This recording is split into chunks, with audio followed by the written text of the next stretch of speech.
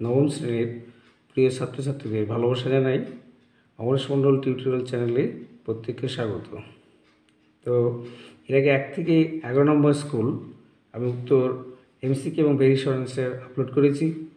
আজকে শেষ দুটো স্কুল উত্তর আপলোড করছি।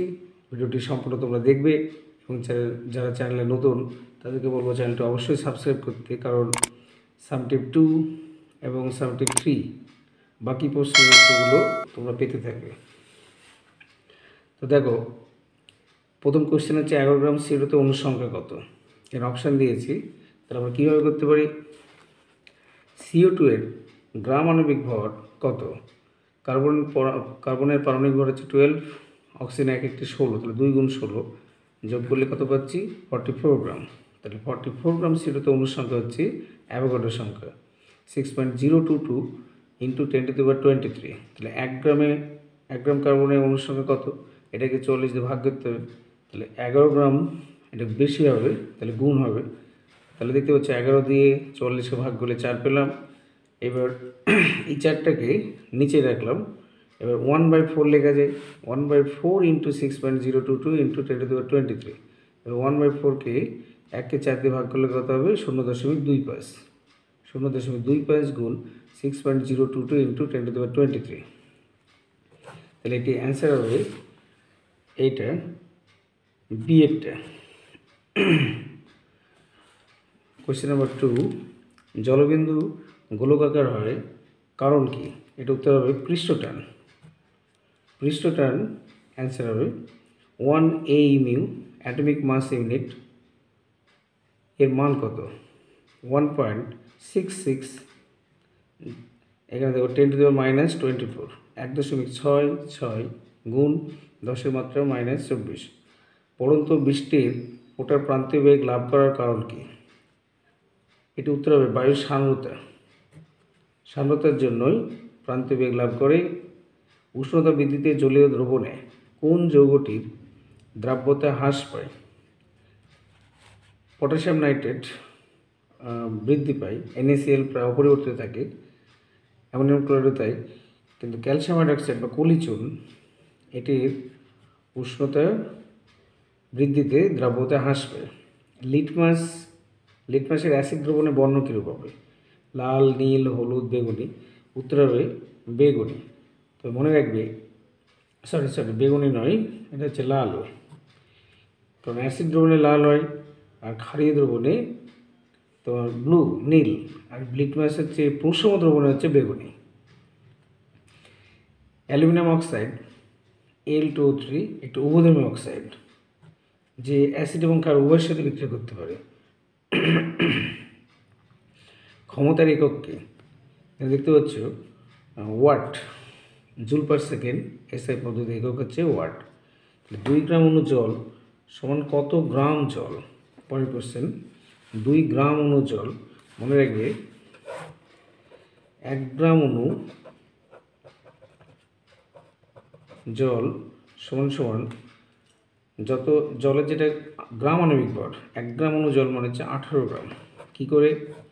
H2O এর আণবিক ভর 2 গুণ 1, হাইড্রোজেনের 2 গুণ 1 প্লাস 16 সমান 2 প্লাস 16 সমান 18। তাহলে 1 গ্রাম অণু জল মানে হচ্ছে 18 গ্রাম। এখানে বলেছে 2 গ্রাম অণু জল, 2 গ্রাম অণু জল মানে হচ্ছে 2 গুণ 18 গ্রাম সমান 36 গ্রাম। অ্যান্সার হবে 36 গ্রাম। তো দেখো এখানে অপশান নেই, তাহলে উত্তরটা হবে 36 গ্রাম, 36 গ্রাম। 1 গ্রাম পরমাণু অক্সিজেন বললে কত গ্রাম অক্সিজেন বোঝায়? 1 গ্রাম পরমাণু বলতে তোমার 16 গ্রাম।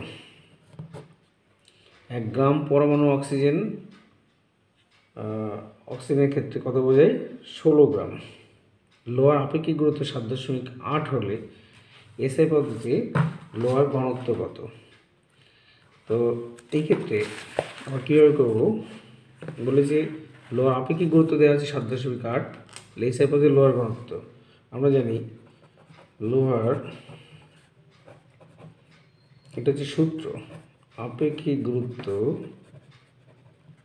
সমান সমান লোহার ঘনত্ব বাই জলের ঘনত্ব।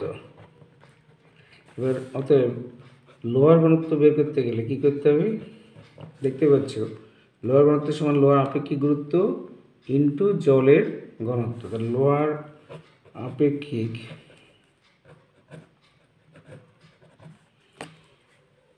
আপেক্ষিক গুরুত্ব যদি এর সাথে গুণ করি ইন্টু জলের ঘনত্ব, তাহলে আমরা পেয়ে যাচ্ছি লোহার ঘনত্ব।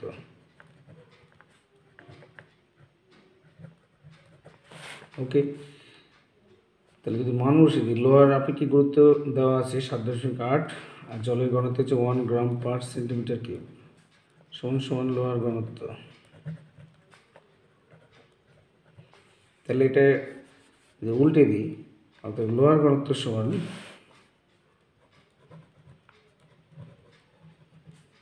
এটা ডান দিকে বাম দিক আর বাম দিক থেকে ডান দিকে, তাহলে 7.8 গ্রাম পার সেন্টিমিটার কিউব।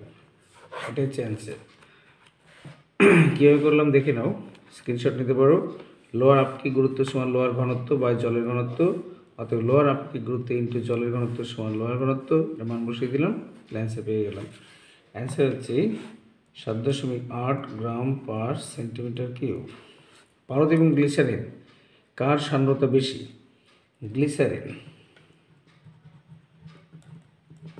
গ্লিসারিন পাস্কাল কিসের একক? চাপের। কোলয়েড কণাগুলির সাহায্যে আলোকরশ্মির বিচ্ছুরণকে ড্যাশ প্রভাব বলে। প্রভাব হচ্ছে টিন্ডাল এফেক্ট। কোলয়েড কণাগুলির সাহায্যে আলোকরশ্মির বিচ্ছুরণ ঘটে, এটাকে টিন্ডাল প্রভাব বলে।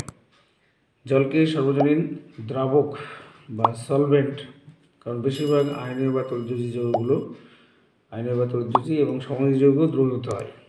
সত্য বা মিথ্যা? কার্বন ডাইঅক্সাইড একটি আম্লিক অক্সাইড। ধরো যেহেতু আমি কেমিস্ট্রির শিক্ষক, দেখিয়ে দিই। কার্বন ডাইঅক্সাইডকে জলে দিলে হোয়াট উইল হ্যাপেন, কী ঘটবে?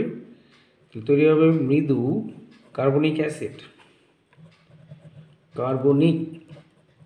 অনেকে আবার শুনতে পারে যে কার্বলিক হচ্ছে সাবত্রানোর যে ফেনল, সেটা কার্বলিক বলে, এটা কার্বনিক অ্যাসিড। তাহলে যেহেতু অ্যাসিড H2CO3 অল্প পরিমাণে আয়নিত হয়ে H+ এবং কার্বনেট 2- ফর্ম করে, তাহলে এটা যদি অ্যাসিড ফর্ম করছে, তাহলে কোশ্চেন কী ছিল যে কার্বন ডাইঅক্সাইড একটা আম্লিক অক্সাইড, যেহেতু H+ আয়ন তৈরি করে তাহলে আম্লিক হবে। এটা সত্য। Na2SO4 একটি ক্ষারকীয় লবণ, এটা হবে মিথ্যা। কেন? দেখো সোডিয়াম সালফেট Na2SO4, এখানে কোনো প্রতিস্থাপনযোগ্য মানে তোমার হাইড্রোজেন বা OH না আম্লিক না ক্ষারকীয়, এটা হবে প্রশম লবণ, এটা একটা সল্ট, প্রশম লবণ। উত্তর হবে প্রশম লবণ। কার্য কী ধরনের রাশি? কার্য হচ্ছে স্কেলার, এর মান আছে কিন্তু অভিমুখ নেই। কার্য কী রাশি? স্কেলার রাশি। এবার আমরা করব 13 নম্বর স্কুল। শেষ স্কুল, তোমরা ভিডিওটি সম্পূর্ণ দেখবে। সরিষা আর্কেমিশন শিক্ষা মন্দির। সঠিক উত্তরটি নির্বাচন করো। এসটিপিতে 11 গ্রাম CO2 আয়তন কত? অনেক ছাত্রছাত্রী ভাবে খুব কঠিন রসায়নের অঙ্ক। দেখো তোমাদেরকে ভালো করে শিখিয়ে দিচ্ছি, যেহেতু আমি একজন রসায়নের শিক্ষক। দেখো 11 গ্রাম CO2 আয়তন কত এসটিপিতে? তাহলে সবসময় আগে CO2 এর আণবিক ভর বের করবে। ধরো গ্রাম আণবিক ভর লিখবে, গ্রাম আণবিক ভর কত হবে? কার্বনের হচ্ছে 12, এক একটা পরমাণু। অক্সিজেনের 2 গুণ 16, দুটো অক্সিজেন আছে, তাহলে 44 গ্রাম। তাহলে এসটিপিতে এটি লিখবে, এসটিপিতে 44 গ্রাম, যেটা আণবিক ভর, গ্রাম আণবিক ভর, তার আয়তন হয় 22.4 লিটার, মোলার আয়তন। তাহলে এসটিপিতে 44 গ্রাম CO2 গ্যাসের আয়তন হচ্ছে 22.4 লিটার, 22.4 লিটার। তাহলে 1 গ্রাম CO2 গ্যাসের আয়তন সমান 22.4/44, তাহলে 11 গ্রাম CO2 গ্যাসের আয়তন কত হবে? তাহলে 22.4 গুণ 11/44 কাটাকাটি করলাম, 4 গুণ 44, 4 দিয়ে ভাগ করলে 5.6 লিটার হবে। লিটারটা পরে লিখতে হবে, 5.6 লিটার। তাহলে পেয়ে গেলাম। কীভাবে পেলাম আমাকে দেখে নাও। CO2 এর গ্রাম আণবিক ভর বের করে নেবে STPতে। তাহলে 44 গ্রাম CO2 গ্যাসের আয়তন কত, 11 গ্রাম গ্যাসের আয়তন কত? উত্তর হবে 5.6 লিটার। 1 মোল কার্বন পরমাণু সমান কত? 1 মোল হচ্ছে অ্যাভোগাড্রো সংখ্যক 6.022 × 10⁻23। কোনটি চাপের একক নয়?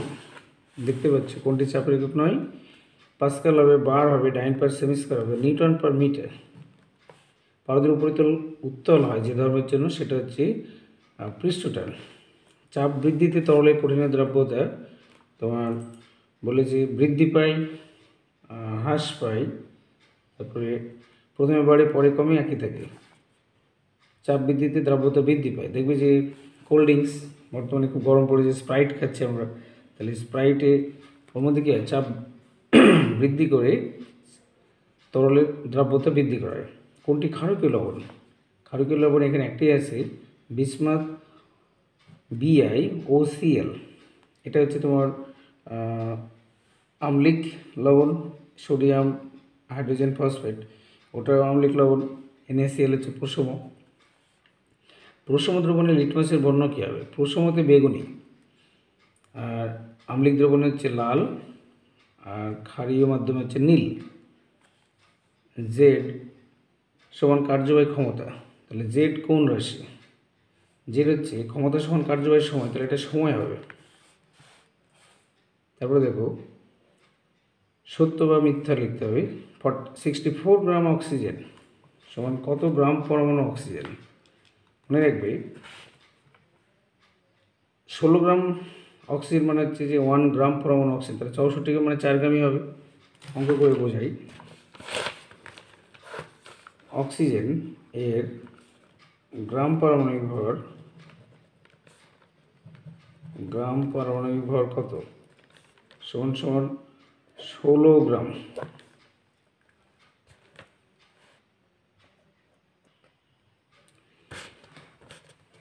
অক্সিজেনের গ্রাম পারমাণবিক ভর কত?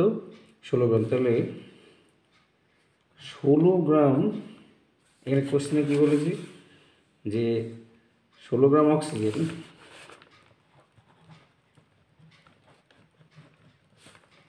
1 গ্রাম পরমাণু, 1 গ্রাম পরমাণু অক্সিজেন, এটা মনে রাখবে, 1 গ্রাম পরমাণু অক্সিজেন।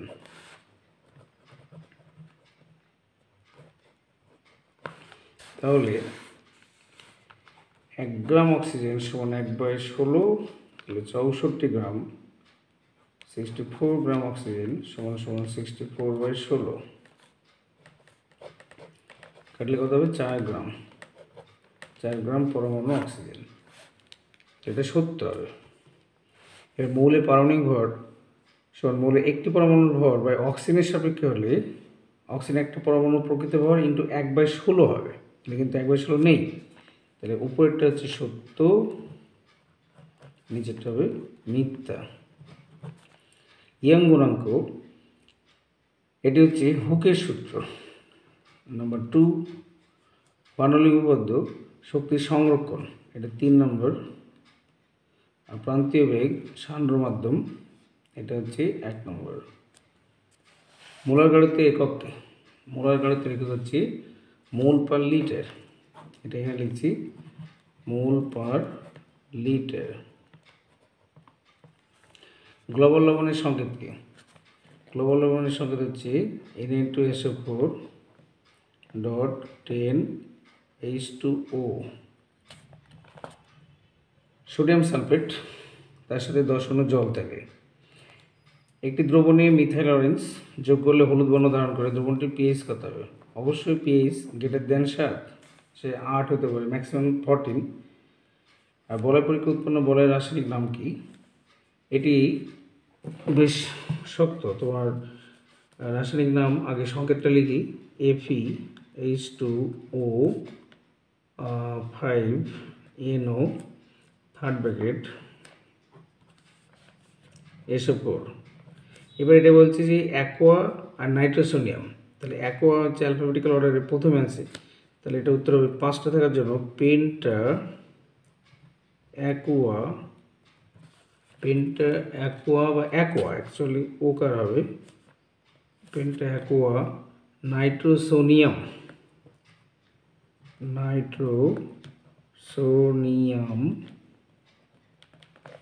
তারপর লিখবে আয়রন আছে 1 স্টেটে, তাহলে আয়রন 1 থার্ড ব্র্যাকেটে এভাবে রোমান অফ দেওয়া আয়রন সালফেট। এবার বলছি পেন্টা অ্যাকোয়া কয়ৌকার নাইট্রো পেন্টা অ্যাকোয়া নাইট্রোসোনিয়াম, এটা হচ্ছে NO নাইট্রোসোনিয়াম আয়রন 1 সালফেট। বায়ুপ্রবাহ কী শক্তি থাকে? গতি শক্তি। অবশ্যই ভিডিওটি ভালো লাগলে লাইক করবে এবং যারা চ্যানেলে নতুন চ্যানেলটি সাবস্ক্রাইব করবে। সবাই ভালো থাকবে।